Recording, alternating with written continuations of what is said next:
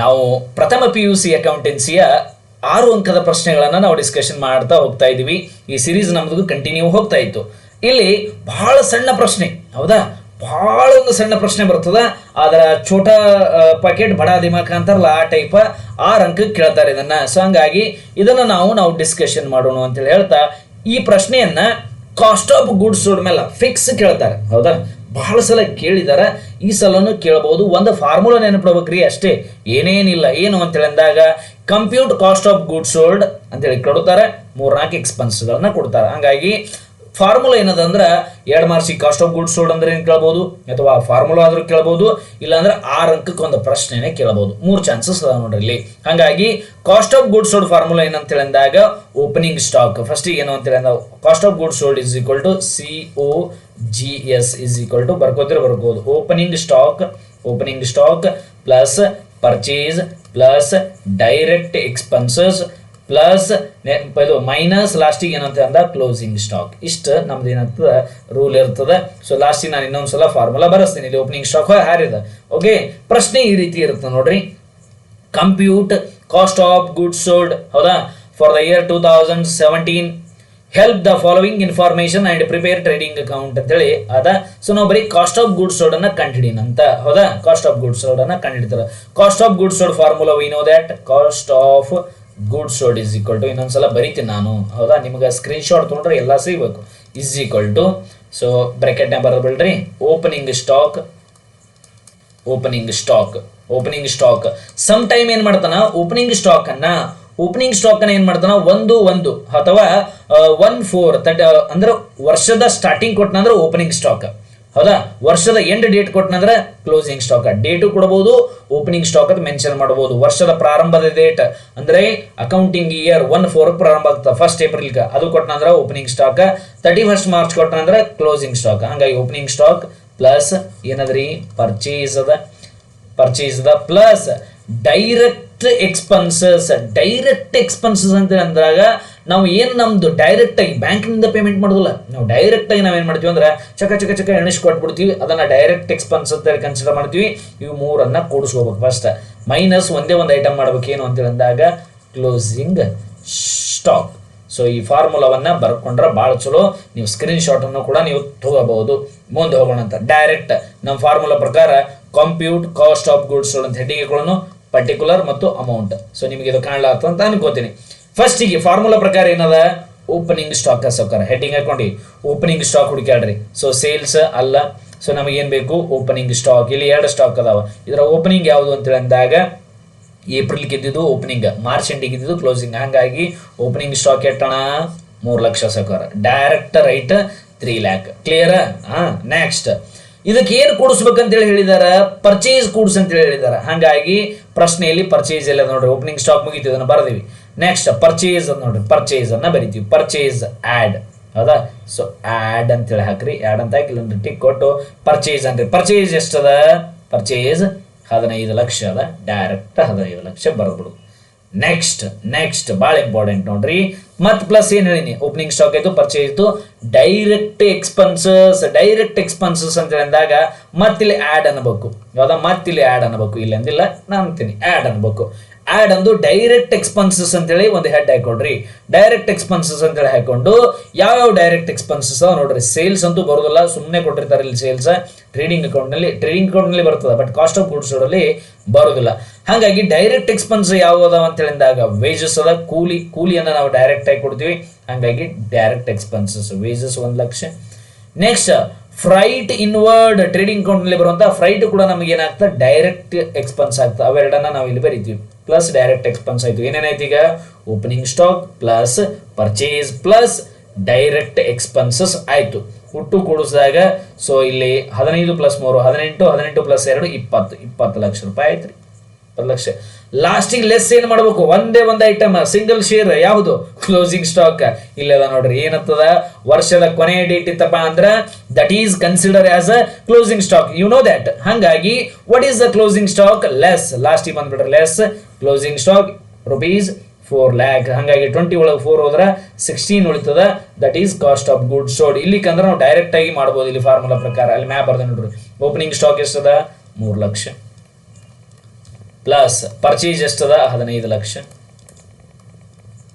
Next direct expenses, ಎರಡು direct ಎಕ್ಸ್ಪೆನ್ಸ್ಗಳನ್ನ ಕೂಡಿಸ್ತೀನಿ ನಾನು, ವೇಜಸ್ ಮತ್ತು ಇದನ್ನ ಎರಡು ಕೂಡಿಸಿದಾಗ ಏನಾಗ್ತದೆ 2 ಲ್ಯಾಕ್ ಆಗ್ತದೆ.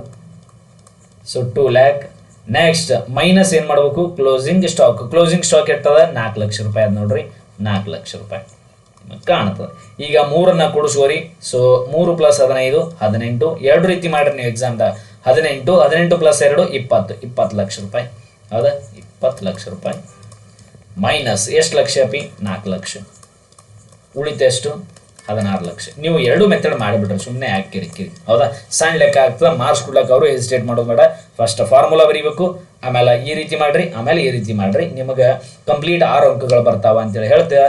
ಸೊ ನಾನು ಎರಡನೇ ಪ್ರಶ್ನೆಗೆ ಹೋಗ್ತೀನಿ ನೋಡ್ರಿ. ಇಲ್ಲ ನೋಡ್ರಿ ಏನದ ಅಂತೇಳಿ ಅಂದಾಗ, compute cost of goods sold for the year 2017 and 18 with the help of information ಅಂತೇಳಿ ನಾವು ನೋಡ್ಬೋದು. ಹಾಗಾಗಿ ಓಪನಿಂಗ್ ಸ್ಟಾಕ್ ಬರ್ತದೆ.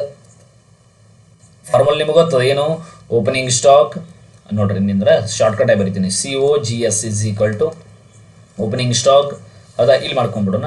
COGS is equal to opening stock plus purchase plus direct expenses minus closing stock. Okay, opening stock ಎಷ್ಟು ನೋಡ್ಕೊಳ್ರಿ. Opening stock, what is the opening stock 3 lakh. ಹೌದಾ, opening stock 3 lakh. 3 lakh is the opening stock plus purchase. Opening stock ಮುಗೀತು. Okay, next what is the purchase. Purchase during the year 15 lakh. So 15 lac, ಹಂಗಾಗಿ 15 lac same ಅದ. ಇದು ಲೆಕ್ಕ ಸ್ವಲ್ಪ slight change ಅದ. Next plus ಏನು ಮಾಡಬೇಕು, ಡೈರೆಕ್ಟ್ ಎಕ್ಸ್ಪೆನ್ಸ್ ಮಾಡ್ಬೇಕಣ್ಣ. ಡೈರೆಕ್ಟ್ ಎಕ್ಸ್ಪೆನ್ಸಸ್ ಯಾವುವು ಅಂತೇಳಿ ಅಂದಾಗ ಕೂಲಿ ಅದ್ ನೋಡ್ರಿ, ಕೂಲಿ ವೇಜಸ್ ಬರೋದು, ಇದು ಬರೋದಿಲ್ಲ, ಕೂಲಿ ಅದ್ ನೋಡ್ರಿ ಎಷ್ಟು 1,20,000 ಡೈರೆಕ್ಟ್ ಎಕ್ಸ್ಪೆನ್ಸಸ್. ಲಾಸ್ಟ್ ಏನು ಅಂತೇಳಿ ಅಂದಾಗ, ಲಾಸ್ಟ್ ಐಟಮ್ ಏನು ಅಂತೇಳಿ ಅಂದಾಗ closing stock. What is the closing stock, here is the closing stock ಎಷ್ಟು 4 ಲ್ಯಾಕ್. ಸೊ ಹಂಗಾಗಿ 4 ಲ್ಯಾಕ್. ಸೊ ಹಂಗಾಗಿ ಪ್ಲಸ್ ಇರೋದನ್ನ ಎಲ್ಲ ಕೂಡಿಸ್ಕೊಂಡು 3 + 15 18, 18 + 1,20,000 19 ಲಕ್ಷದ 20,000. ಸೊ ಹಂಗಾಗಿ 19,20,000 make it this and minus 4 lakh. So remaining amount is consider as a cost of goods sold. ಹಾಗಾಗಿ 15,20,000 ರೂಪಾಯಿ. So ಇಲ್ಲಿ ಪ್ರಶ್ನೆ ಆದ್ ನೋಡ್ರಿ, direct opening stock, add purchase, add direct expenses, wages ಅನ್ನು ಕೂಡಿಸ್ಕೊಂಡಿದ್ದೀವಿ, ಔಟರ್ ಕಾಲಮ್ ಬರ್ತೀವಿ. ಹಿಂಗೂ ಮಾಡ್ಬೋದು, ಆಗಲೇ ಡೈರೆಕ್ಟು ಮಾಡ್ಬೋದು. ಲೆಸ್ ಕ್ಲೋಸಿಂಗ್ ಸ್ಟಾಕ್ 4 ಲಕ್ಷವನ್ನು ನಾವು ತೆಗೆದಾಗ ನಮಗೆ ಏನಾಗ್ತಂದ್ರೆ ಇನ್ಫಾರ್ಮೇಶನ್ ಸಿಗುತ್ತೆ. ಒಂದು ಪ್ರಾಬ್ಲಮ್ ಅನ್ನ ಮಾಡ್ಕೊಡ್ರಿ ನೀವೇ. ಹೌದಾ, ಏನಿರುತ್ತೆ ಪ್ರಶ್ನೆ, HW ಏನು, ಪ್ರಿಪೇರ್ COGS. Okay, COGS. ನಾನಿಲ್ಲಿ ಪ್ರಶ್ನೆಯನ್ನು ನಾನೇ ಹೇಳ್ತೀನಿ, ಆಮೇಲೆ ಸೊಲ್ಯೂಷನ್ ನಾನೇ ಮಾಡ್ತೀನಿ. ಓಕೆ, ಓಪನಿಂಗ್ ಸ್ಟಾಕ್ ಕೊಡ್ತೀನಿ ನೋಡ್ರಿ, ನಾನೇ ಕೊಡ್ತೀನಿ. ಹೌದಾ, ನೀವು ಪಾಸ್ ಮಾಡಿ ಮಾಡ್ಬೋದು. ಓಪನಿಂಗ್ ಸ್ಟಾಕ್ ಎಷ್ಟು 2 lakh. Next closing stock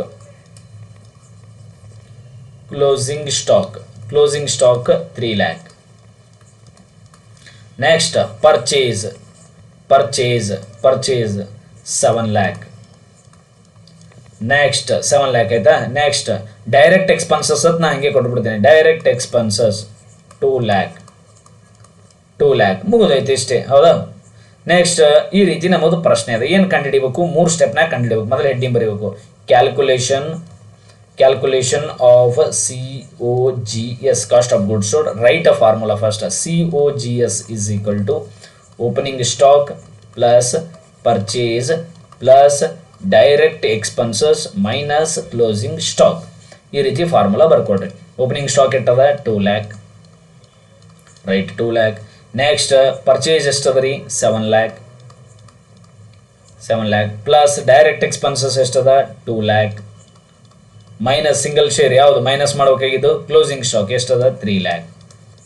so ಎಲ್ಲವನ್ನ ಕೂಡಿಸ್ಕೋತೀವಿ. 2 + 7 9, 9 + 2 11 ಲ್ಯಾಕ್. ಹೌದಾ, ಸೊ 11 ಲಕ್ಷ ರೂಪಾಯಿ ಆಗ್ತದೆ ರೀ. Okay, where is. So 11 lakh minus 3 lakh ರೂಪಾಯಿ ತೆಗೀರಿ. ಸೊ 3 ಲಕ್ಷ. ಸೊ 3 ಲಕ್ಷ ರೂಪಾಯಿ ತೆಗೆದಾಗ ನಮಗೆ ಎಷ್ಟು ಬರ್ತದೆ ಅಂತ ಹೇಳಿದಾಗ ಎಷ್ಟು 8 ಲಕ್ಷ ರೂಪಾಯಿ ಆನ್ಸರ್. ಇದನ್ನು ನಾವು ಫಾರ್ಮೆಟ್ ಕೂಡ ಹಾಕೋಬಹುದು. ಫಾರ್ಮೆಟ್ ಹೌದಾ, ಇಲ್ಲಿ ನೀಟ್ ಆಗಲ್ಲ. ಸೊ ಆದರೂ ಕೂಡ ನಾನು ಹಾಕಿಬಿಡ್ತೀನಿ ನೋಡ್ರಿ. ಸೊ ಏನು ಫಾರ್ಮೆಟ್ ಹೆಂಗಿರ್ತದೆ ಅಂತ ಹೇಳಿದಾಗ, year is a format. So particular next amount ಅದನ್ನು ನೀವು ಮಾಡಿಕೊಡ್ರಿ. ಹೌದಾ, ಸೊ ಅದನ್ನು ನೀವು ಮಾಡಿಕೊಡ್ರಿ ಅಂತೇಳಿ ಹೇಳ್ತಾ ಇದನ್ನು ಕೂಡ ಅತಿ ಹೆಚ್ಚು ಬಾರಿ ಕೇಳದಂಥ ಪ್ರಶ್ನೆ ಆಗಿರ್ತದೆ.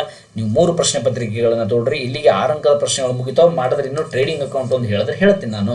ಇಲ್ಲಿಗೆ 6 ಅಂಕದ ಎಲ್ಲ ಪ್ರಶ್ನೆಗಳು ಮ್ಯಾಕ್ಸಿಮಮ್ ಕಂಪ್ಲೀಟ್ ಆಗ್ತಾವೆ. ಸೊ 12 ಅಂಕಕ್ಕೆ ಒಂದು 3 ವಿಡಿಯೋ ಮಾಡಿಬಿಡ್ತೀನಿ. ಇಲ್ಲಿಗೆ ಕಮ್ಮಿ ಏನಾಗ್ತದೆ ಕಂಪ್ಲೀಟ್ ಅಕೌಂಟೆನ್ಸಿ ಪಾಸಿಂಗ್ ಪ್ಯಾಕೇಜ್ ನಮ್ದು ಕಂಪ್ಲೀಟ್ ಆಗ್ತದೆ ಅಂತೇಳಿ ಹೇಳ್ತಾ ಈ ವಿಡಿಯೋನ ನಾನು ಇಲ್ಲಿಗೆ ಮುಗಿಸ್ತಾ ಇದ್ದೀನಿ. ನಿಮ್ಗೆ ಏನೇ ಡೌಟ್ ಇದ್ರು ಏನು ಮಾಡ್ರಿ ಅಂದ್ರೆ ಕಮೆಂಟ್ ಮಾಡಿರಿ. ನಾನು ನಿಮಗೊಂದು first year WhatsApp group link ಕೊಡ್ತೀನಿ, ಅದಕ್ಕೆ ನೀವು ಜಾಯಿನ್ ಆಗಿರ್ಬಿಡ್ರಿ, ಕೆಳಗೆ ಕೊಟ್ಟಿರ್ತೀನಿ. ಅದಕ್ಕೆ ಸೆಕೆಂಡ್ ಇಯರ್ಗೂ ನಿಮ್ಗೆ ಏನಾಗ್ತಂದ್ರೆ ಎಲ್ಲ ಕ್ಲಾಸಸ್ ಸಿಗ್ತಾವ ಅಂತೇಳಿ ಹೇಳ್ತಾ ಈ ವಿಡಿಯೋನ ನಾನು ಇಲ್ಲಿಗೆ ಕಂಪ್ಲೀಟ್ ಮಾಡ್ತೀನಿ. Thank you so much. ಜೈ ಹಿಂದ್.